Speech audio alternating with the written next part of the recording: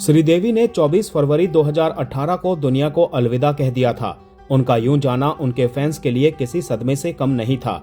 चलिए उनकी death anniversary पर जानते हैं उनकी मौत के पीछे क्या वजह थी। बॉलीवुड की पहली महिला सुपरस्टार कही जाने वाली श्रीदेवी का अचानक 24 फरवरी 2018 में निधन हो गया। उनके निधन से सिर्फ परिवार के लोगों को ही नहीं बल्कि देश भर के लोगों को सदमा लगा था। चलिए आपको बताते हैं उस रात का किस्सा जब इस खूबसूरत एक्ट्रेस ने दुनिया को अलविदा कह दिया था। श्रीदेवी का निधन दुबई में हुआ था। इस दौरान वो एक शादी अटेंड करने गई थी।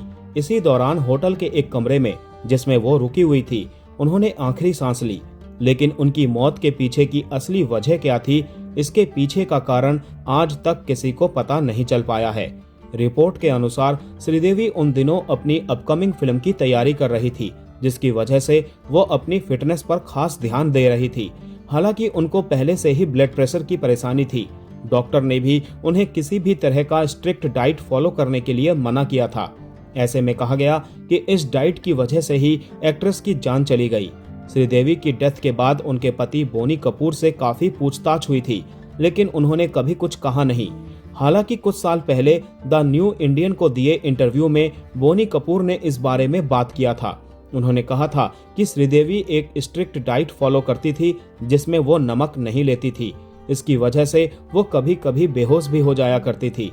बोनी कपूर ने श्रीदेवी के निधन के बारे में बात करते हुए कहा था कि ये नेचुरल डेथ नहीं थी, ये एक एक्सीडेंटल डेथ थी।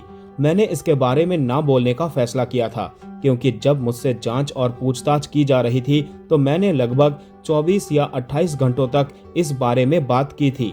श्रीदेवी की लाइफस्टाइल के बारे में बात करते हुए बोनी कपूर ने कहा था कि वो अक्सर भूखी रहा करती थी क्योंकि वो खूबसूरत दिखना चाहती थी।